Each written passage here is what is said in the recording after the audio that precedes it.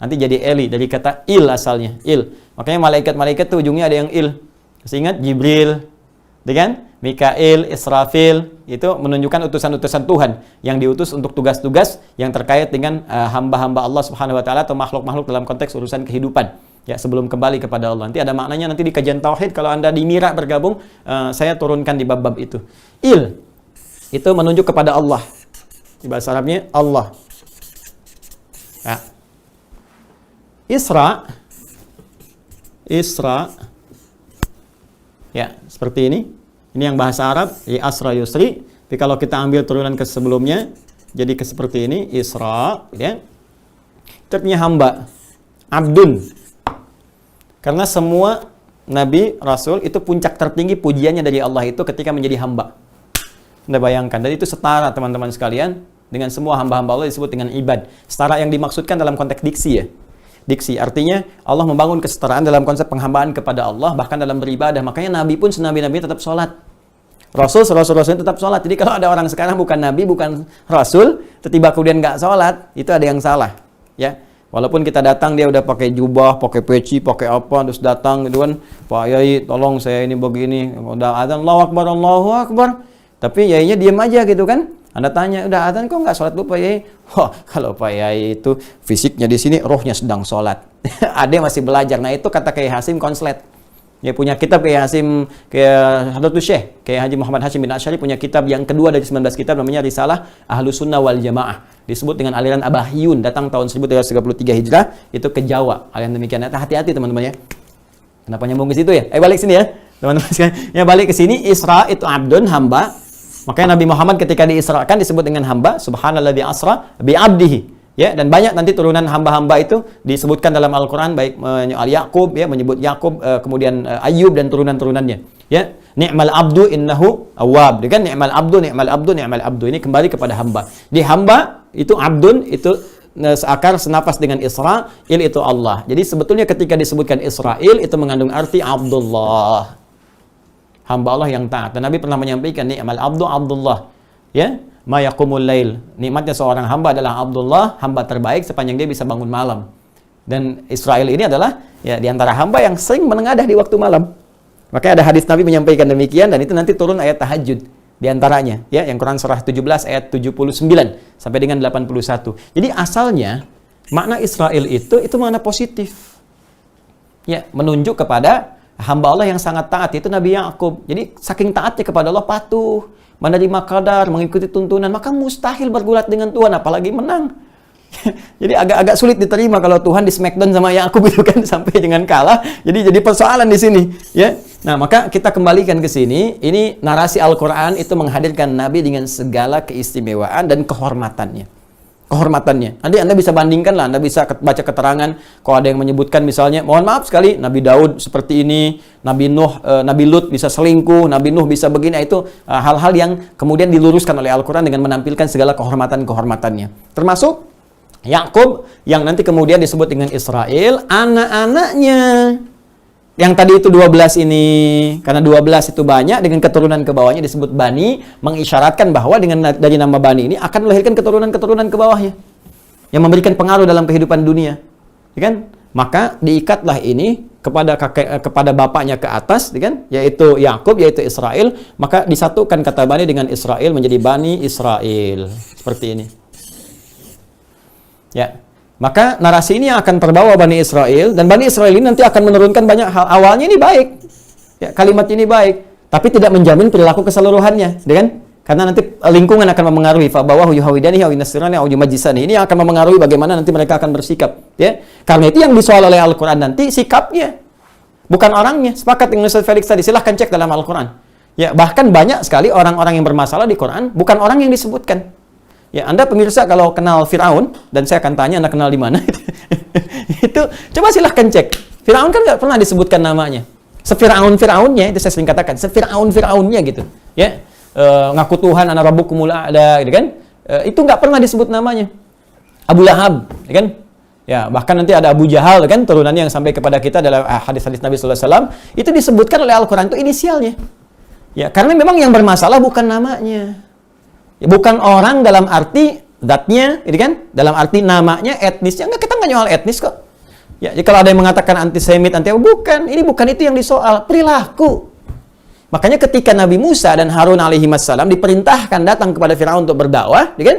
Dan yang disebutkan apanya? Quran surah 20, teman-teman, Toha, ayat 43 sampai 44. Idhaba ila fir'auna innahu tagha. Ya kan? Ya, Musa dan Harun pergilah kepada Firaun. Raja disebutkan inisialnya untuk memberikan kesan bahwa ini namanya nggak salah. Jadi jangan sampai ada orang kemudian berbuat salah, Anda soal namanya. Karena belum tentu orang punya nama serupa berbuat yang buruk. Oh, hati-hati, kan? Dan jangan pergunjingkan namanya. Itu ini luar biasa nih, namanya Hasan kelakuan Joni misalnya kan, enggak begitu, Joni juga nggak begitu. Ya, jadi jangan sampai kita masuk ke keadaan yang belum tentu benar adanya gitu kan. Dan dahsyatnya apa? Ini nanti dikutip kekinian sampai inisial disebutkan, sampai kan sekarang jadi narasi kan, termasuk di kepolisian misalnya kalau ada orang salah kan inisial disebutkan. Ya. Misalnya ini telah melakukan satu perbuatan dengan inisial TS itu kan, ini dan seterusnya. Kenapa? Untuk menghormati sebuah nama, karena perbuatan yang disoal. Kata Al-Qur'an innahu tagha, dia sudah mulai menyimpang. Penyimpangannya yang disoal, bukan kedudukannya.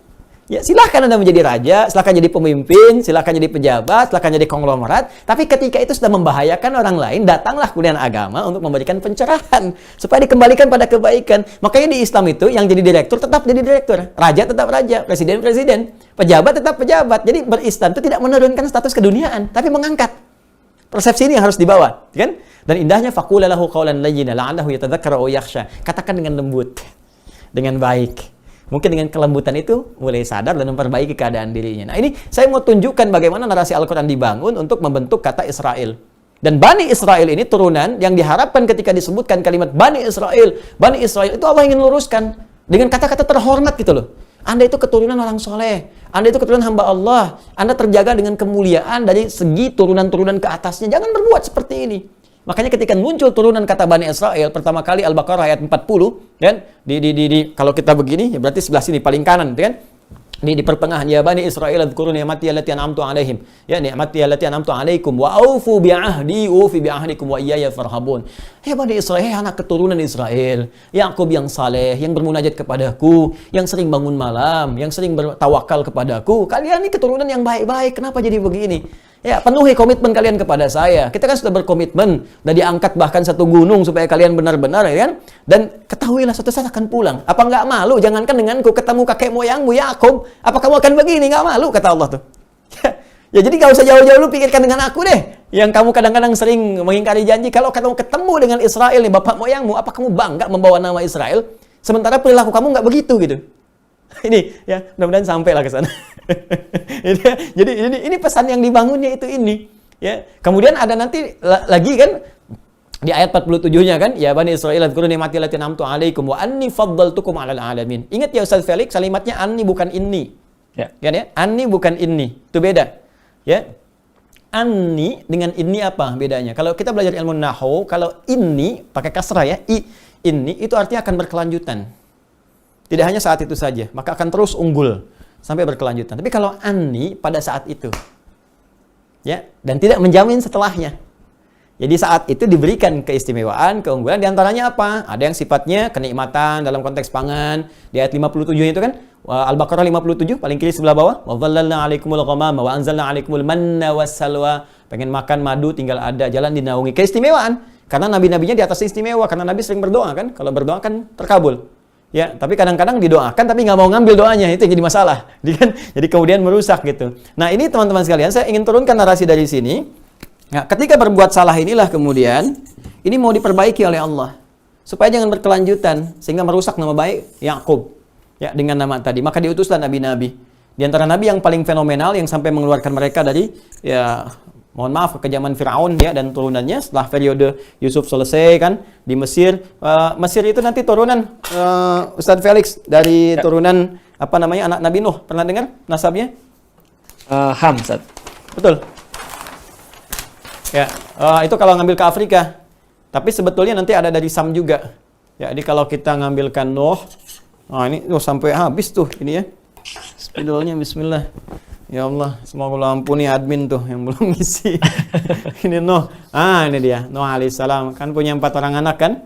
Ya, ada yang diperselisihkan namanya, tapi ini banyak narasi di Al-Quran yang kemudian dia tenggelam, yang kanan itu kan. Satu, kemudian yang kedua Sam, ketiga Ham, kemudian yang keempat Yafith kan? Baik, yang ini yang nanti membangun ras Semit itu kan? Ya, Semitis yang turunannya nanti ada ke Arab, termasuk juga bagian Yahudi dan turunan-turunannya. Kemudian Ham, yang ini yang ras Afrika ya, dan turunan-turunannya. Yafith ini nanti ke Eropa. Tapi jangan lupa, di sini dia Sam ini nanti menurunkan 8 lagi. Ya, nanti ada Asyur, yang jadi Assyria itu. Ya, kemudian nanti turunan ke bawahnya juga ada yang Aramaik itu, ya Aram. Ya. Termasuk juga nanti ada Kaldan yang Irak kuno ya, peradaban di Irak kuno, sampai nanti ke bawah terus. Nah, ada Masri juga di sini. Ya. Termasuk di sini nanti ini ke-8, yang ke-7-nya Ibrani. Jadi Ibrani itu asalnya bukan menunjukkan sebuah bangsa, tapi nanti untuk alat komunikasi yang ada pada saat itu. Ya, nggak membentuk karakter. Ini cuma saya turunkan saja. Kemudian teruskan kembali ke yang tadi, kita balik lagi. Jadi kita ingin luruskan dulu ya, narasi Bani Israel dalam Al-Quran sebetulnya itu mulia. Israel itu menuju kemuliaan gitu, bukan tingkah pola angkuh. Karena itu turun ayat-ayat Quran untuk meluruskan kembali perilaku mereka. Kamu jangan begini gitu kan. Nah, puncaknya dimulai di masa Musa alaihissalam. Ya, masih ingat tadi Musa turunan ke Levi kan?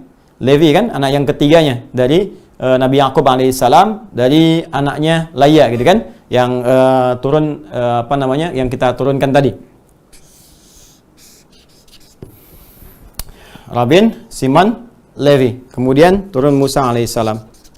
Nah, maka Musa ini diutus oleh Allah Subhanahu wa taala ya, setelah nanti berkelana ke Madian. Madian masih ingat keturunan Kantorah tadi yang pertama gitu kan. Nah, secara singkatlah kita ketahui ini berusaha membebaskan bangsa pada saat itu turunan dari Yahuda ya, sampai ke bawah Bani Israel, sampai kemudian karakter-karakter mereka yang menyimpang itu diluruskan kembali. Maka disebutlah karena meluruskan itu kan pekerjaan. Ya, makanya nanti Al-Qur'an memberikan narasinya, diksinya memilih dengan menggunakan kata kerja, verb. Fi'il. Ya. Menggunakan kata hadu namanya. Ya, karena bentuknya jamak. Ya, kata hadu pertama ditemukan di Quran surah kedua Al-Baqarah di ayat 62. Ya, paling kiri sebelah atas di mushaf standar, ini yang seringkali dikutip serampangan oleh orang liberal, dipotong-potong. Innal ladzina amanu wal ladzina hadu wan nasara was-sabiin, man amana bilahnya itu dibuang. Enggak disempurnakan oleh mereka ya. Nah, hadu ini seakar maknanya dalam bahasa Arab dengan kata tabu. Ya, tabu. Dari kata taba yatubu. Taba yatubu.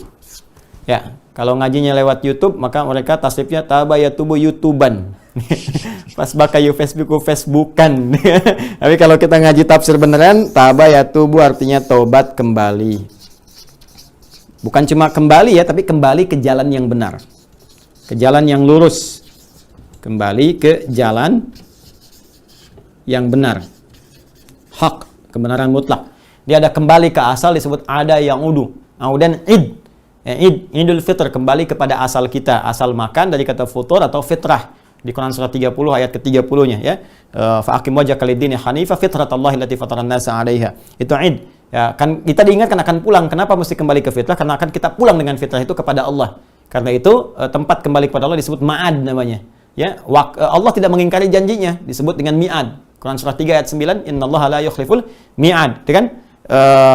Innalladzi farada 'alaikal qur'ana laradduka ila ma'ad, ya. Karena itu Ibnu Qayyim Al-Jauziyah punya kitab Zadul Ma'ad, ya, kembali.